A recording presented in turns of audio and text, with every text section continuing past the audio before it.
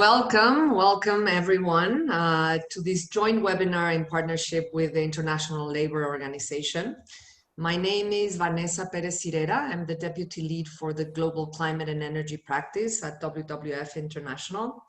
So let me tell you what our plan for today is. We'll firstly hear an opening remark by our General Director, Marco Lambertini. Unfortunately, he won't be able to be presentially with us, but we have a fantastic video from him. Then we'll have the pleasure of having Martha Newton, Deputy Director General for Policy at ILO, giving us her welcoming remarks. Then we'll have Michael Lee Ki Song presenting some of the highlights of our report. Michael is one of the chief editors of the report, and he's also technical specialist at the Employment Intensive Investment Program at ILO. Then we have the pleasure of having a fantastic panel composed by Robert Mankovic. He's advisor for SDGs at the International Organization of Employment. Then we have Bert DeWell, Climate Policy Officer at the International Trade Union Congress, and Franklin Paniagua Alfaro. He's the Under Minister for Environment and Natural Resources in the government of Costa Rica. As you can see in your screens, you have a Q&A function. Feel free to send us your questions.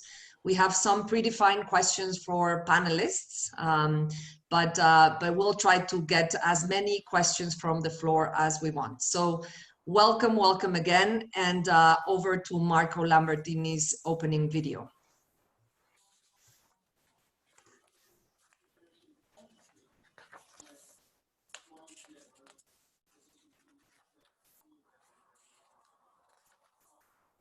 The virus, most likely originated by the exposure to a wild animal, has triggered the deepest health crisis in living memory and brought our economy on its knees, affecting the most vulnerable in society. Up to 1.6 billion workers, roughly half of the global workforce, are at risk of losing their jobs. The COVID-19 pandemic has also brought into focus the need to reset our relationship with nature. Perhaps this is one of the most profound and important lessons from the crisis. We have taken nature for granted and based our modern development model on unsustainable use of natural resources and the degradation of the environment. We're driving 1 million species to extinction. We've seen a 2/3 decline in global wildlife populations in less than 50 years. We've passed the 1 degree of global temperature rise. We have lost half of the world forest, world coral reefs, 80% of the world wetlands, and 90% of the commercial fish stocks in the ocean are either fully fished or overfished. But in all this, there are good news. And the good news is that today we know that we are destabilizing climate and losing nature and biodiversity at a shocking and dangerous rate. And we know that we are not only failing on our moral duty to coexist with nature, but we're also threatening our own climate, food, water, health. Nature conservation and sustainable use of natural resources are not only a moral issue, but already an economic, development, social, and equity issue. The World Economic Forum has recently assessed that half of the global GDP, roughly $44 trillion, depend directly or indirectly on services provided by nature. Pollination to our crops, fish in the ocean and in the rivers, water regulation, coastal protection, rainfall predictability, local climate stability, and much more. WWF is delighted and excited to have collaborated with ILO in our joint report, Nature Hires. And in the report, we're making the case that if environmental degradation is already a cost and a risk to economy and society, nature conservation and sustainable use present a massive opportunity. An opportunity to deal with the COVID-19 crisis and prevention of future crises, but also to deal with other global challenges our society is facing, like climate change and the loss of nature. And at a time when we need to recover jobs, livelihoods, and the economy affected by the COVID-19 pandemic, nature-based solutions offer great potential. From renewable energy to natural agriculture, reforestation, coastal restoration, wetland recreation, fire management, and many more. All these nature-based solutions are job-intensive activities and where it is relatively easy to redirect worker skills. But they also take multiple wins at the economic, social, and environmental level, in line with the Sustainable Development Goal framework. Let's also say, however, that the current post-COVID recovery plans are a mixed bag, to put it bluntly. And in fact, perhaps we can go as saying that the majority are in general falling short, insufficient to fully capitalize on the opportunity to also embrace a direction that is able to mitigate climate change and nature loss. And our report wants to send a clear message to decision makers in governments, in business, in financial institutions, that if there was a most crucial time to embrace decisively a equitable, carbon neutral, and nature positive economy, that time is now. Because we can be absolutely sure that there is not going to be a just, safe, sustainable future for our children, their children, and all life on Earth in a degraded planet. So I wish you all the best in your webinar, and particularly I hope you can join forces and make sure that this opportunity, unmissable opportunity to recover our economy while addressing issues like climate change and nature loss is not missed. Thank you.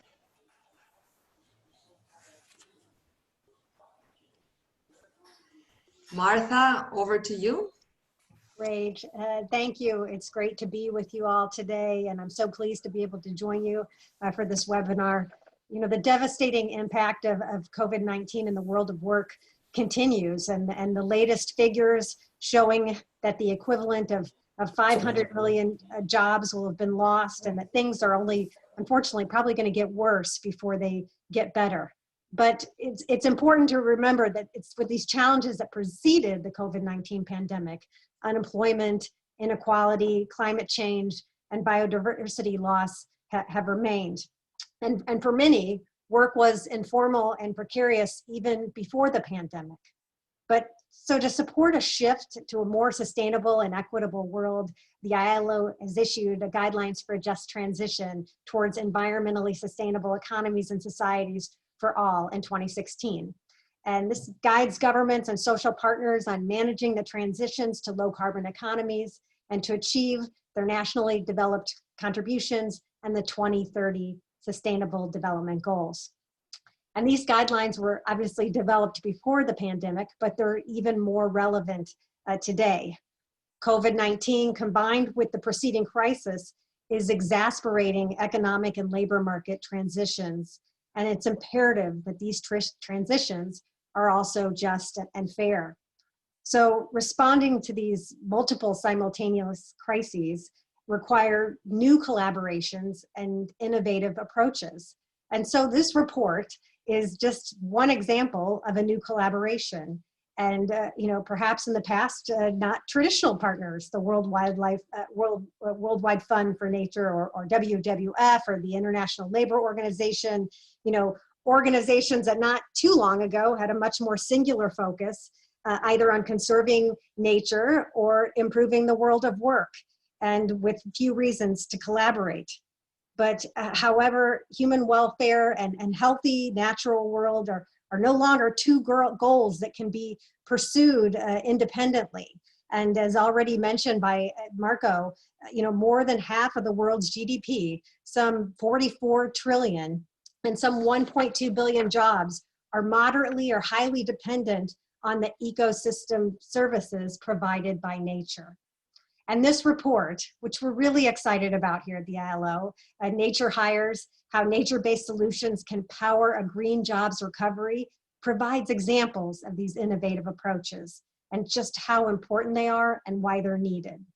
Approaches combining multiple disciplines and addressing societal problems like water availability and food security, and at the same time, generating additional benefits, more jobs, biodiversity, and increased resilience to disasters.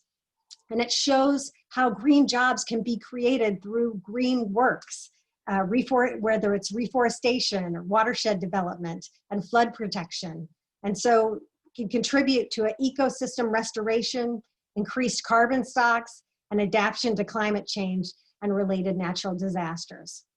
We're really excited here at the ILO about this partnership and our prospect of continuing our work together on job creation programs through activities such as ecosystem reforestation, urban green spaces, which can create jobs for so many that are impacted by the current crisis. And at the same time, we really hope that infrastructure-based recovery packages are greener to incorporate NBS to make them both more sustainable and employment intensive. So I look forward to the discussion today. Thank you to everyone who had a hand in writing this report, and we look forward to our collaboration together. Thanks again for the opportunity to be here today. Over to you. Thank you, Martha. Thank you so much for these opening words and motivating, really laying out the motivation of why we wrote this report. So I want to also profit from the chance of thanking London Climate Action Week. Has been fantastic to collaborate with them. There's a suite of fantastic events happening, and so don't miss the opportunity to connect to several of them. Also, our technical staff will be sending Twitter handles that you can use, so feel free to tweet the event as much as you can. And so I have the pleasure of having Michael Liu Ki Song from ILO and also one of the chief editors of the report giving us the highlights of the report. So over to you, Michael. Thank you very much, Vanessa, and good afternoon, everybody. It's a real pleasure and honor to have the opportunity to present really the highlights of the report with you today. This report titled Nature Hires. Just making sure, yes, can you all see it now? Is this the right? Yeah, entitled Nature Hires and How Nature-Based Solutions can Power a Green Jobs Recovery. So I'll talk a little bit more about why this report. I mean, some of the opening speakers have mentioned this, but I think there's three things really worth pointing out. One is, as mentioned, the loss of species and biodiversity continues. This graph shows how wildlife has diminished over the last 50 years. And we've seen a 68% reduction in global wildlife over this period, and there's really no end in sight. At the same time, this is not in this graph, but we know that carbon emissions continue to climb, even though we all know that they need to actually decline if we are to avert catastrophic climate change. At the same time, as was mentioned, we are now in one of the worst economic crises in living memory. Up to 1.6 billion workers globally are at risk at losing their jobs or livelihoods. Working hours equivalent of up to 500 million jobs have been lost. And although we have seen a slight recovery in the second quarter of this year, it is clear that now with the second wave that has arrived in many other countries, we'll probably see a more pessimistic than optimistic scenario going forward, and that working hours will continue to be lost and people continue to be impacted. Now, the third element really is that despite these underlying crises, the recovery and stimulus packages we're seeing are not really seeming to seize the opportunity for a green recovery. This is work done by an economic firm, but it really shows that the greenness of the stimulus index in many countries still has a lot to be decided, and only really 4 countries we can really think of the stimulus index as being able to be classified as truly green. So the objective of the report, really, why we came together, is really to encourage policymakers to urgently explore the potential of nature-based solutions for green jobs and recovery, and to seek to integrate them into the responses to COVID-19. Now, in the report, we propose 5 principles which should be guiding in terms of how recovery packages should be thought of. So one is really is not to harm nature, but rather we actually like to see recovery packages that support nature and support the recovery of nature, which is suffering the crisis we mentioned earlier. That these packages should set the basis for the kind of sectoral and structural transformation that we know we need if we are to shift to a more sustainable path, if we are to achieve the SDGs, if we are to achieve the goals in the Paris Climate Accord. Use existing institutional frameworks. With this, we mean we have these accords, we have the Paris Accord, we have the SDGs, we have nationally determined contributions of countries. We don't need to create new ones. What we argue that these recovery packages should rather be structured so as to support these already agreed upon goals and frameworks. We should use more cross-sectoral support approaches, which is inherent in neighbor-based solutions. It's really about finding the symbiosis between the synergies between nature and development. And finally, packages should really aim to maximize job creation, especially in the short term, to be able to respond to the crisis, which is one of their primary goals as it stands. So nature-based solutions then can support a number of challenges that we face. And what we did in the report is we mapped them out in different solutions, how they can contribute to the SDGs, and some of the key and some of the most challenging goals we have as societies, whether it's creating and sustaining jobs, reducing risks from disasters, mitigating climate change, or adapting to climate change, ensuring food security, improving water access and water quality, and providing clean air. So yes, nature-based solutions cannot solve all our problems, and I think we're not arguing that everything should be seen from a nature-based solutions lens, but these are some of the key challenges where it's really critical as these approaches are become much more mainstream. The report tries to illustrate how these solutions can be put into practice using 7 case studies from around the world. And you'll see in all these case studies that many of them contribute to multiple goals, and which is another key aspect of nature-based solutions, is that they often have multiple benefits and they're not singular, but they address a number of goals simultaneously. So these are the 7 case studies from around the world: Grain for Green in China, Red Plus in Guyana, the Emscher Landscape Park in Germany, the Great Green Wall, which cuts across the Sahel countries from east to west in the northern part of Africa, Working for Water in South Africa, urban forests in many cities in the US, and agroecological approaches for more sustainable agriculture in Cuba. We also try to quantify to some degree the job creation potential of nature-based solutions in the report. And this is done in the annex, and it uses the same measure that we use, presented earlier, full-time equivalence. It's really a measure of, think of it as the number of days you work if you work full-time. And we try to provide figures of the different activities involved in nature-based solutions so that we can get a better grip of its potential in terms also in the quantity of jobs that could be created. Now, it's important to know that these are really how many jobs you get out of $1 million investment in a specific activity. Really, it's influenced by 2 factors quite heavily, by the wages and by the production technology. And these, of course, vary a lot across the world. So the figures we have, they have caveats, they have footnotes in terms of that many of them are from certain regions of the world. And also highlighting that a lot more additional work is required. But these are some examples. So some of the activities that are integral to the implementation of nature-based solutions, whether these activities are afforestation or reforestation or watershed improvement, and then it's on the left, and then it maps out the related nature-based solutions on the right, and provide some figures in terms of the FTE, so the full-time jobs, $1 million you can create over a year for these different activities.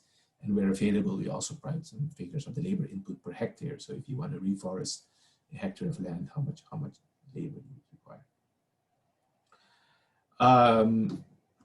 And so it does this for a range of different activities, which are all integral to NBS. We have also highlight some areas where such figures are not yet available. And so it also points to doing some more work in some areas so that we can get a better grip and a better understanding of how these solutions and jobs relate. So, and this then is an area of potential further work for both ILO and WWF to try and see whether we can put more numbers to some of these figures, some of these activities, sorry. The report also really tries to come up with at the end, it has really four policy issues that really require further attention and discussion in order to move forward, and really in order to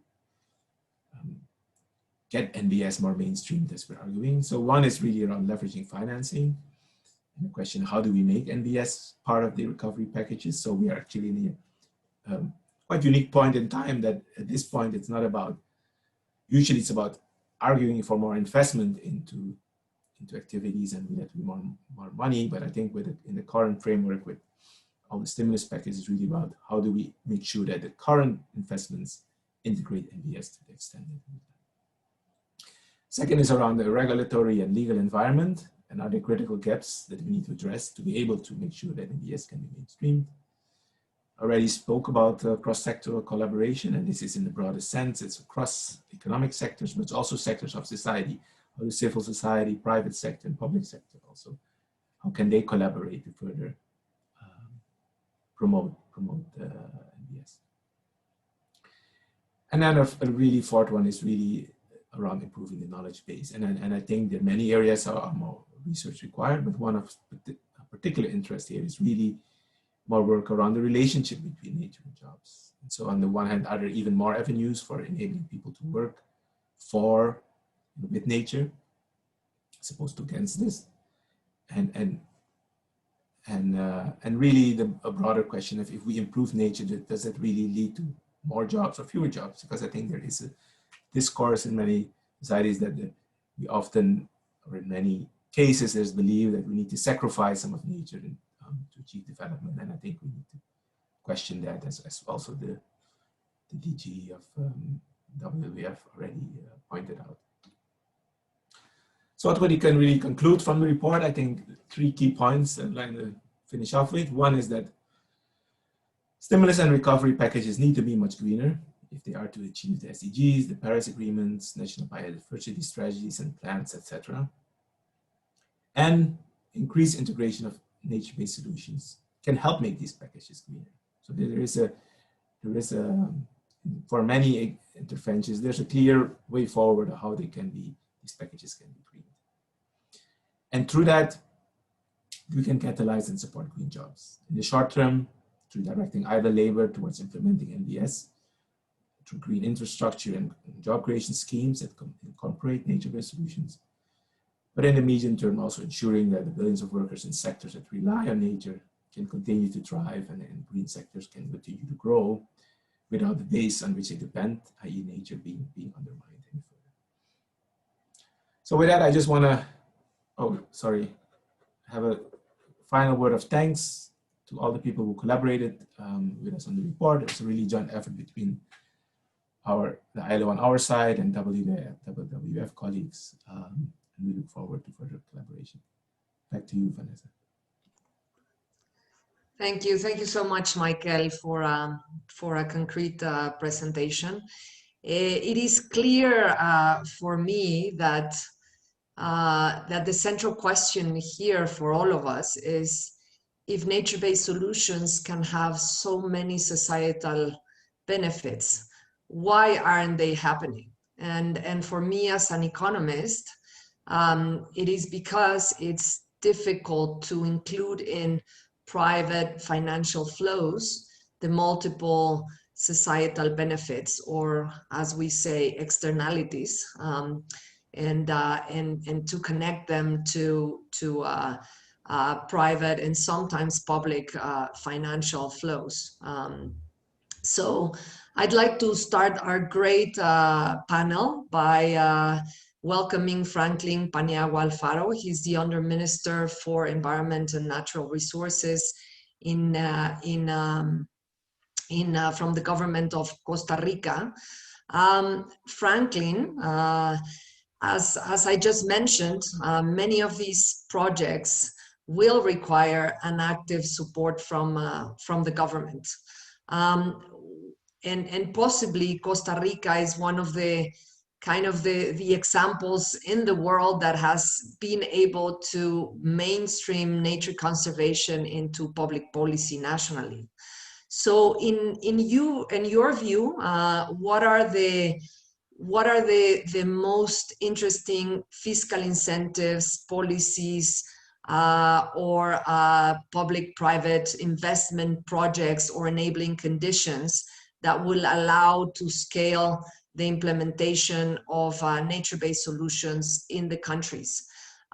So over to you, Franklin, to tell us to share with us the experience of Costa Rica, but also what can you share to other countries in terms of how these can happen in practice. So over to you, Franklin. Vanessa, it's a pleasure for me and for our country and our government to participate in this event, in this fora, and to discuss this thorough report on green jobs and the future of our economies. Both with Mr. Lentini's presentation and with the previous presentation of the report, I cannot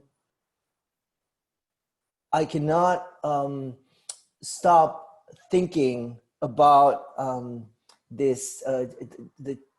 Chinese curse that may you live in interesting times, and I know that it has a negative connotation, but what I wanted to underline as the overarching experience of Costa Rica that we have in somehow for similar economic economies, for similar economic range countries, we have been at the forefront or ahead of other countries in that green transition, a green jobs transition, and you cannot, for as much as you can have encouraging words and a very significant examples and great examples that I'm going to mention to you, you cannot but underline the struggle, and that is something that I would like to bring up along as I present some of those good results that we have as an overall experience or experiment in a green jobs transition. And I say this because with our trajectory before COVID, our economic trajectory was undoubtedly of a country on a track to a decarbonized economy. We had not only the policies in place, like our NDCs that was prepared in 2014 and presented at Paris, and it had a lofty goal of meeting by 2080 our zero emissions, having already been at zero emissions in our electricity sector, which has been based on renewables since the early century. So we are a country that is already on track to that transition, and we're based. Most of our economy is based on tourism, and it's a tourism that is, as many of you all know, based on the natural amenities. It's mostly based over 65% of our tourists come exclusively to enjoy nature, so that creates a lofty, a safe experiment to imagine, well, how would a green economy looked in overall in a developing country. And however, the COVID came, and probably the single sector that affected the most and the most immediate form was the tourist sector. And affecting the tourist sector meant that within 3 to 4 months, we had our unemployment grew from an already high percentage, around 12, 13%, it doubled to 22, 23%. And that is to say that one of the things that we are most aware now of our transition, and considering that tourist jobs, the number of tourist jobs was already if they were not all green jobs or considered green jobs, they were part of that of a green economy, of a a significantly carbon reduced economy, and the COVID really represented a significant effect on that green economy. So as a caveat and as a note to the report and to the Costa Rican experience, what I would say is that one must look into ways to provide a more resilient capacities in one's economy, and not pretend that by developing a single sector you can really talk of a green robust transition. You need to consider what would happen if you have a pandemic as we have experienced so far, and the need to consider, as we plan and as we promote a green transition, a just transition, that we look into providing a diversified economy and a diversified sources of job that could deal with potential events like what we have experienced. Thank you very much. Thank you, Franklin, and I will come back to you later. So I want to welcome Robert Marienkovic, advisor for SDGs and the green economy at the International Organization of Employers. As I mentioned before, the report aims to give narratives and evidence for policymakers to adopt and mainstream and scale nature-based solutions in their countries, but also considering the COVID-19 recovery packages, which, as Michael mentioned, are actually not reflecting these opportunities. What do you think is a specific role of the private sector? What can the private sector bring to these? I would say, as you all remember, the tragedy of the commons. This is not the tragedy of the commons, but probably the dilemma of the commons, right? So we have to make sure that we create enabling conditions for win-win-win situations to develop. So I would love to hear from you, Robert. What do you think are the opportunities and the role for the private sector in scaling these nature-based solutions? Thanks a lot, Vanessa. Thank you for having me here, first of all. Very interesting discussion, and I'd like to also commend the WWF and the ILO on this new report, which I think is very interesting and needed. So yeah, I'll try to be short. For those of you who don't know, the IOE is a big international network of the private sector. Its members are national employers organizations and not individual companies. And we're one of the constituents of the ILO. So I think as you rightly mentioned, these nature-based solutions are often presented in a kind of public way, in a sense that they give public benefits, they give a lot of positive aspects across sectors and across dimensions. So I think it's important to really, I think there is no one-size-fits-all solution, right? And as the report also says, it depends on countries, it depends on context, it depends on a lot of things. So it really needs to be looked at a project-by-project basis, I feel like. And I feel like some of the opportunities for the private sector come out of these sectors where there is a lot of cooperation already between the private sector and public sectors and international organizations. And I think that's one of the positive points of this report, is that according to current analysis, a lot of opportunities for nature-based solutions come in sectors that are already known for collaboration between enterprises and other entities. So for example, agriculture, there's already a lot of agricultural subsidies for all sorts of things, a lot of government control in agriculture. So I think it's natural to target those sectors where there's already a kind of collaboration going on between the private and public entities.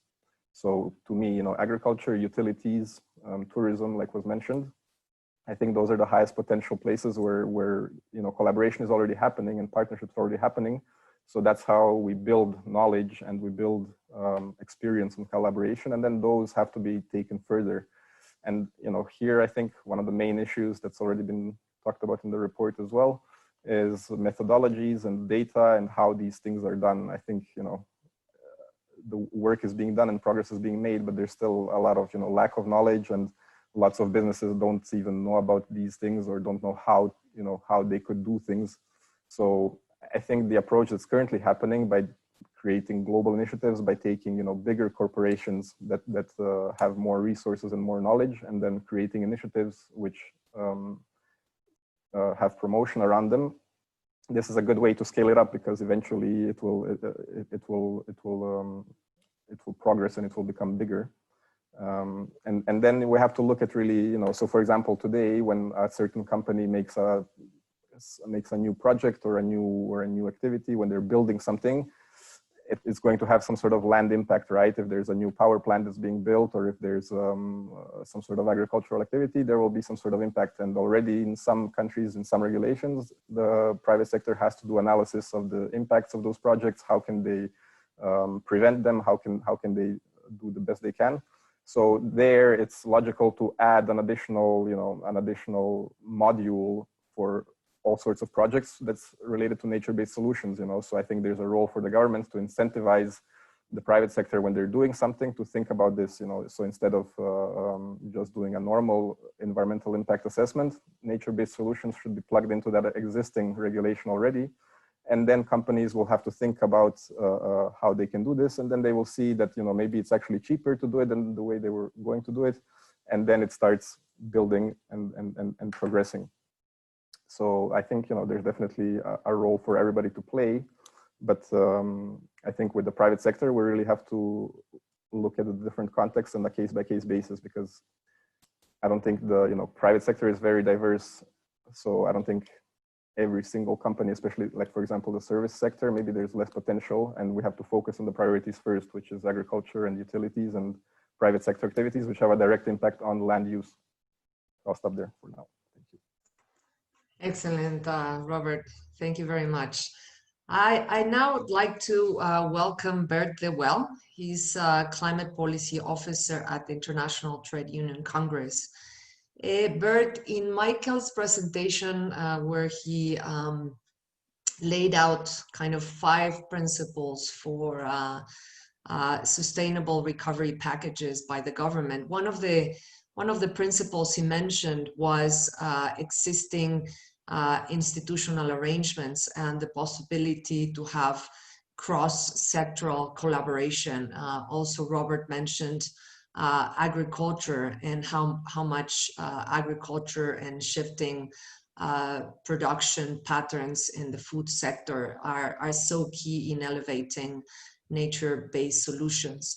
Can you talk to us about the opportunities that you see in including nature-based solutions within nationally determined contributions that countries are aimed and expected to provide either this year or next year in the run-up to COP26? What are the opportunities that you see for NDCs being a vehicle to mainstream or to scale nature-based solutions in countries? Over to you, Bert.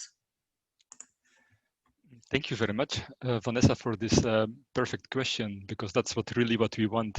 But first, I would like to thank or congratulate the ILO and WWF with this report. We are very excited about this this kind of collaboration, because we think it's very valuable to further the discussion on just transition. So I'm very happy to participate in this panel. Figures on workers and on job creation are often used in, sometimes I call it sales pitches for policy measures. People like to show off how much millions of thousands of jobs are being created with certain policy measures. And this, of course, is extremely important today. As has been mentioned by Marta, 500 million people have lost their job due to the COVID crisis. So we need all jobs. We need good jobs, and that's why these kind of measures are very important to us. But we also need, for us, it's important that jobs created are decent jobs, as being indicated and very clearly indicated in the report.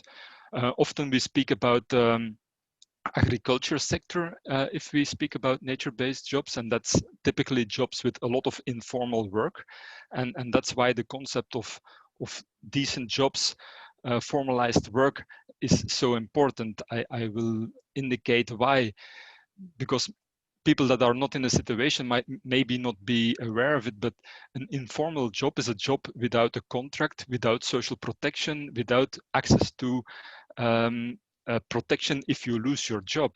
And this is exactly where just transition comes in.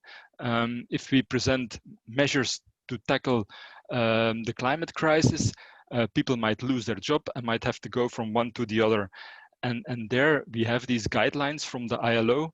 I was lucky to participate in the negotiations in 2015 that are very comprehensive and help countries with setting up these kind of processes. And they go into macroeconomic policies, occupational health and safety, what kind of social protection systems you need. They're very concrete and very to the point to help countries and social partners, workers and employer organizations in the implementation. So they are so perfect, they only have one weak point.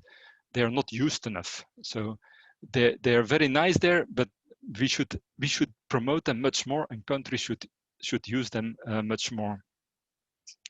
And if I then see to these concrete projects that were mentioned in the report on nature-based solutions, I looked into the figures in Nigeria, for example, with the Great Green Wall Initiative.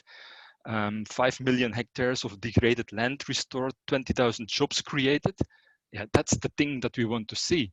And that's where we want to see what kind of jobs were there. And I checked with my colleagues in Nigeria, but they told me, yeah, Bert, that's not all very nice, but in the end, the Great Green Wall, it's an initiative that's already 10 years there. And we are now about 3% of the jobs being created that were promised. So yeah, it's perfect, these initiatives, but workers have to trust these policies, and they have to deliver. And often I don't think that money is the problem. there is enough money, but where is the money going? And that's what we are seeing also with all these recovery plans. Most of the money is definitely not going to green recovery plans. They're going to other things, and they are not incorporating the impact on workers and creating these job opportunities. So what we from the ITUC, from the unions, we would like to see a bit more that, in fact, instead of being like figures, numbers in a sales pitch for policies, workers need to be co-creators. They need to be actors in these policies. They need to be part of the process, deciding together with governments on where does the money go of recovery programs, what kind of jobs are being created, where are we not going to spend money on, because that's more the problem. There is money enough, but it's about where it will be spent on.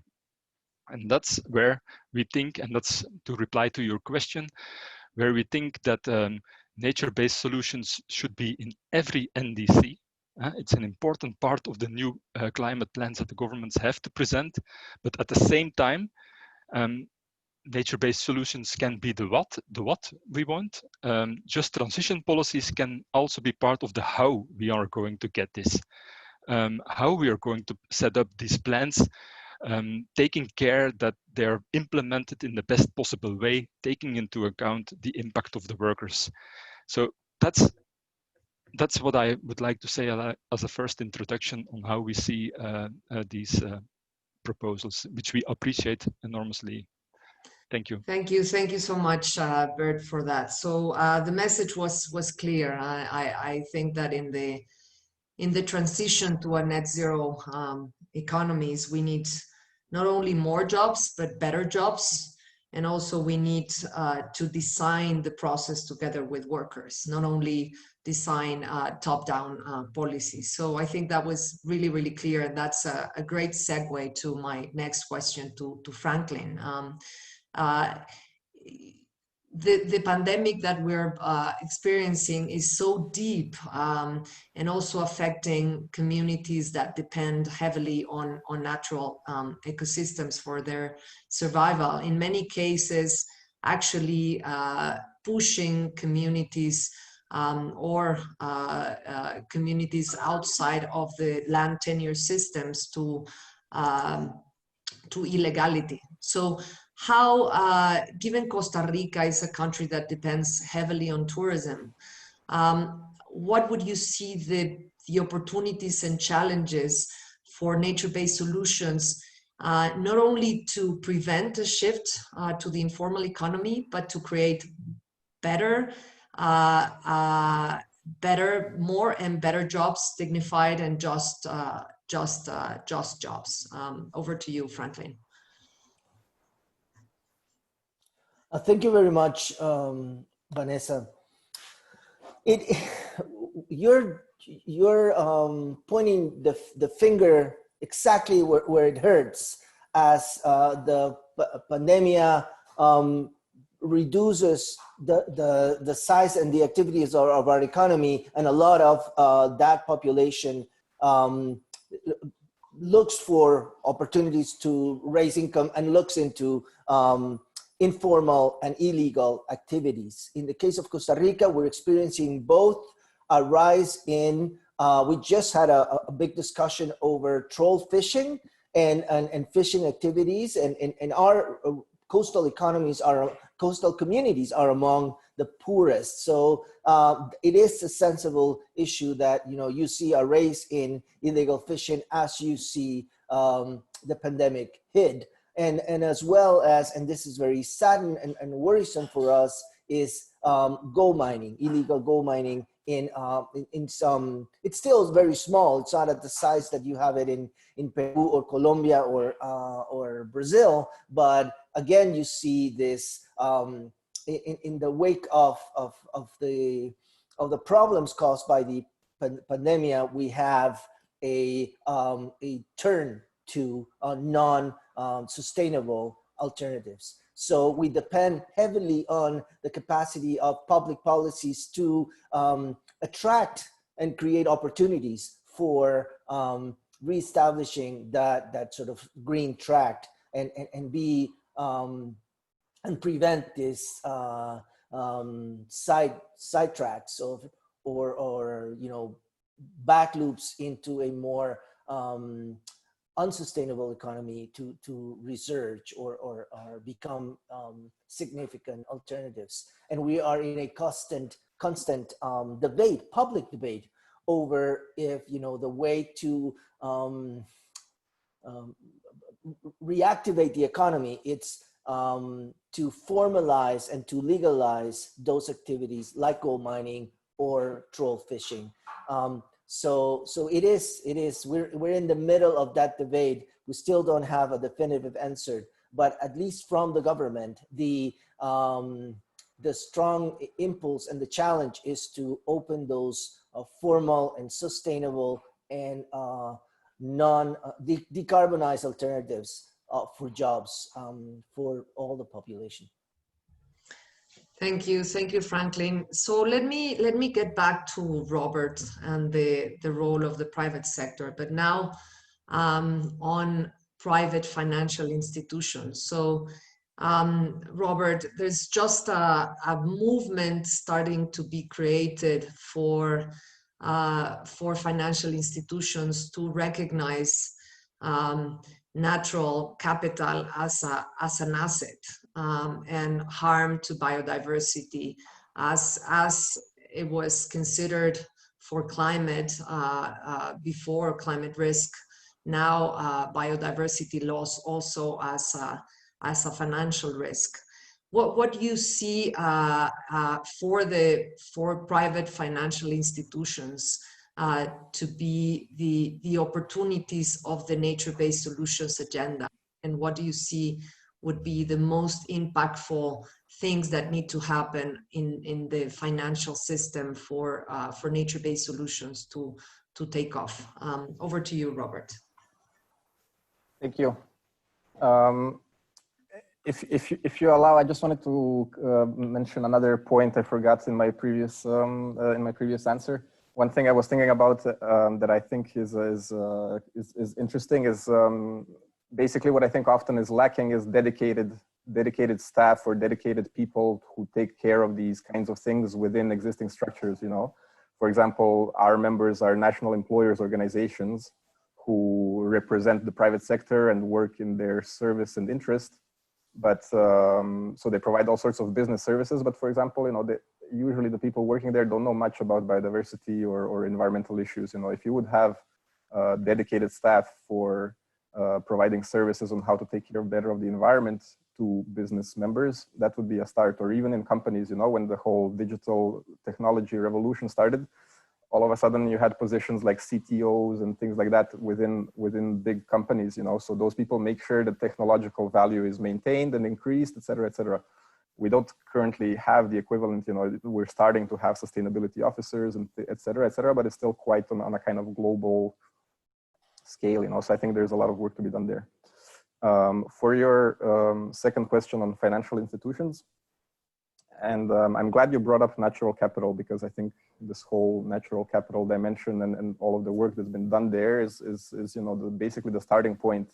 Our current system, with all of its, you know, faults and characteristics, it works on a large scale on measurement, right? And on, you know, accounting and financial flows, and everything has to be measured and written down.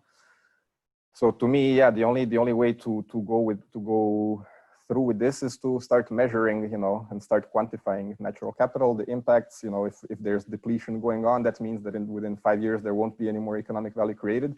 If this message is strong enough and if it's implemented strongly enough, then these actors will align, you know. So if you have investors investing in fossil fuel companies, if they really are aware and know that this investment will not be financially sound, I mean, they won't do it because it won't make sense, right?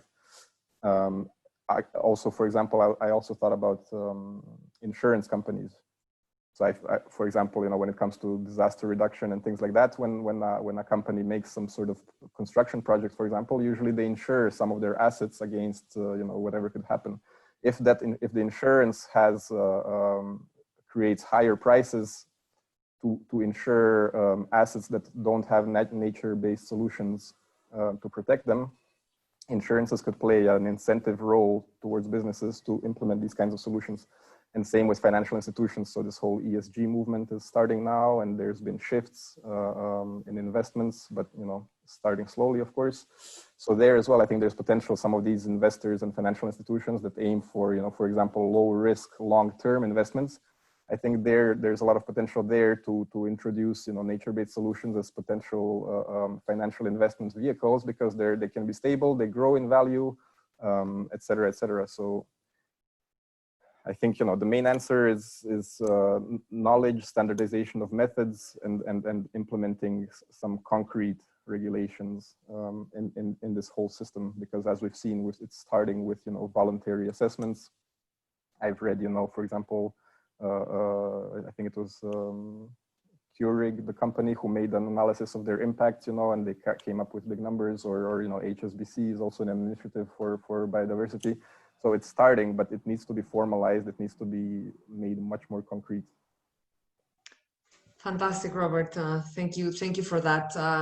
Bert, you talked about the importance of workers being part of the process, the policy design process, both at the national level and international level.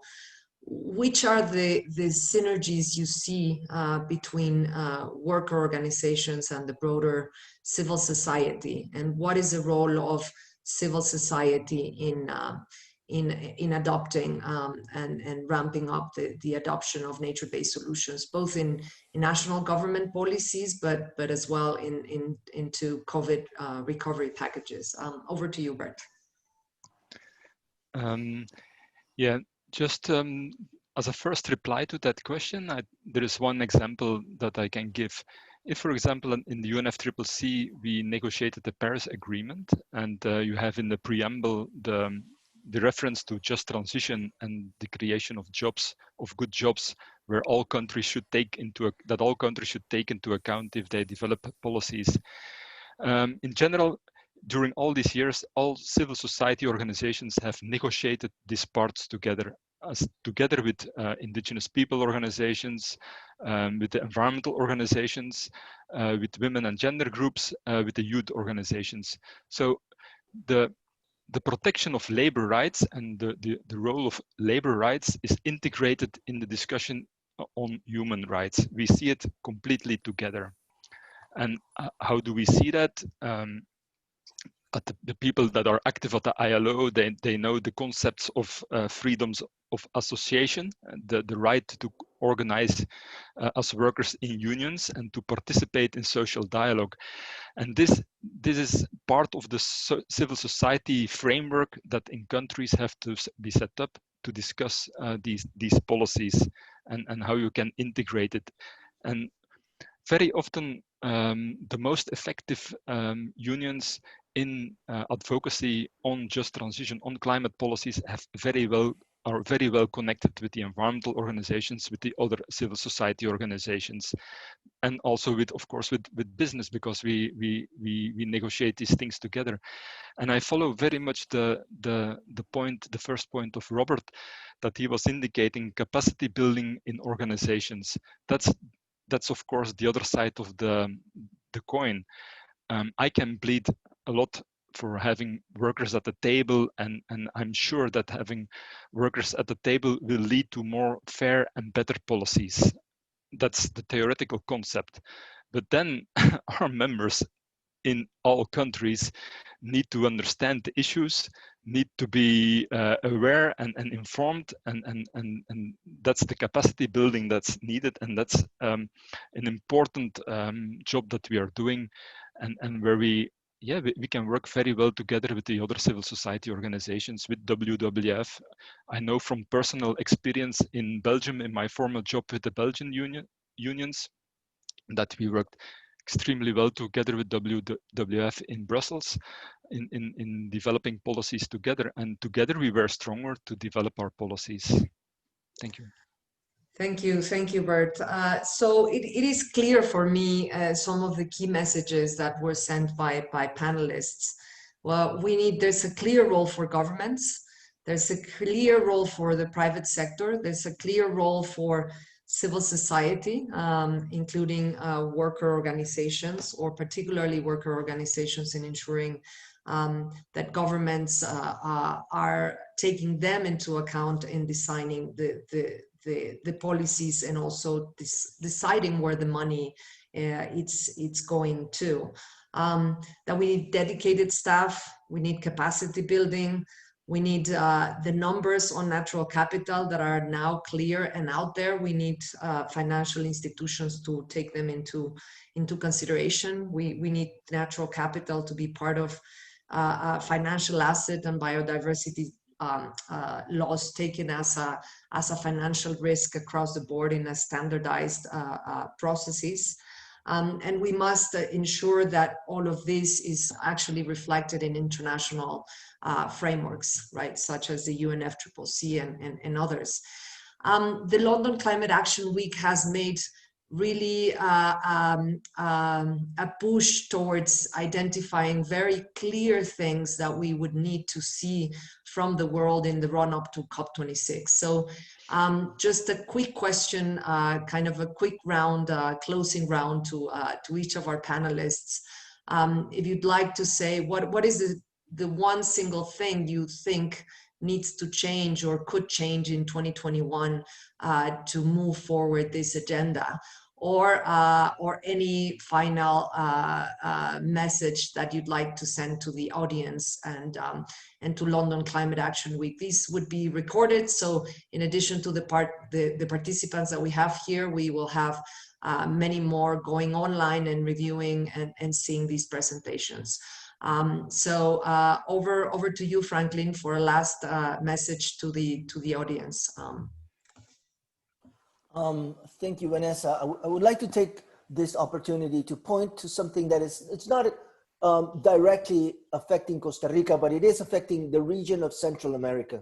And it's the relationship right now, as we speak, in a matter of 2 weeks, we're having a second hurricane hit Central America and hit the countries that are most affected by migration.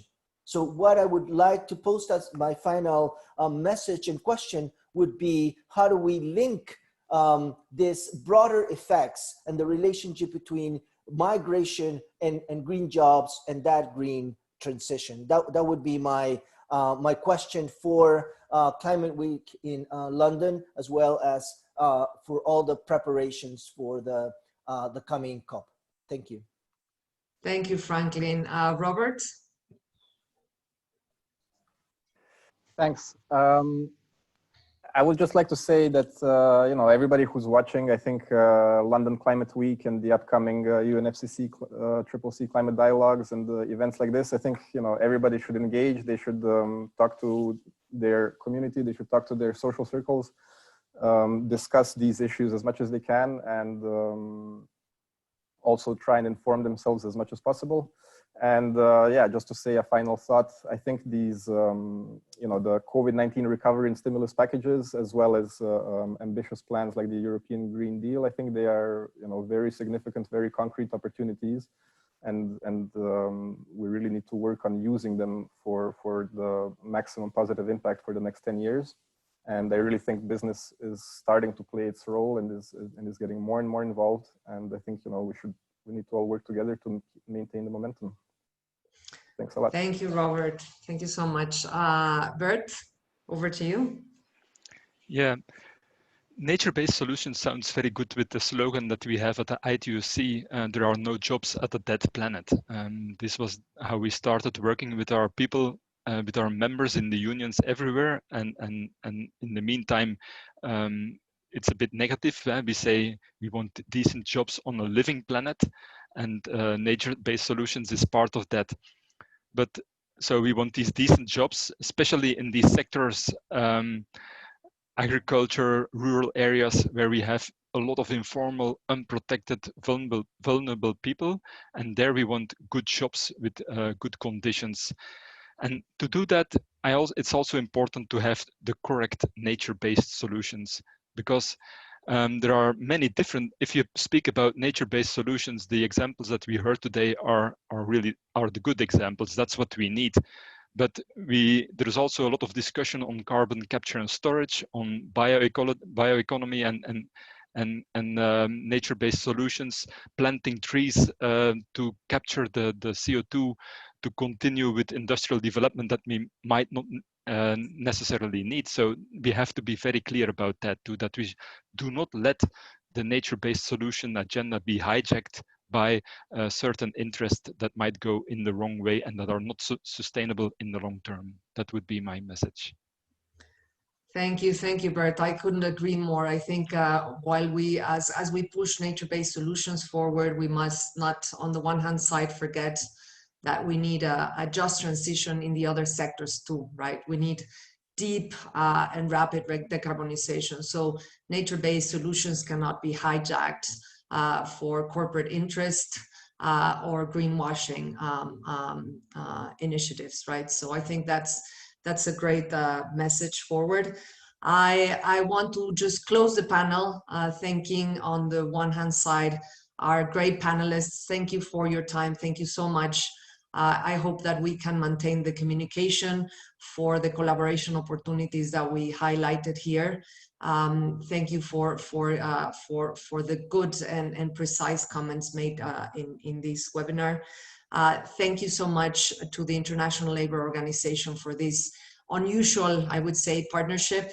And I hope we put a lot of more unusual partnerships as we move along. We are entering a new world and we have to reimagine ourselves in that new world and really open up our possibilities for unusual and innovative partnerships as we move along. And finally, I'd like to thank the London Climate Action Week for this opportunity to put our message across. And I wish you a great day and a great week to all of you and your productive work ahead. Thank you so much. Thank you. Thank you, Vanessa. Thank you, everybody. Thanks a lot. Bye-bye. Bye.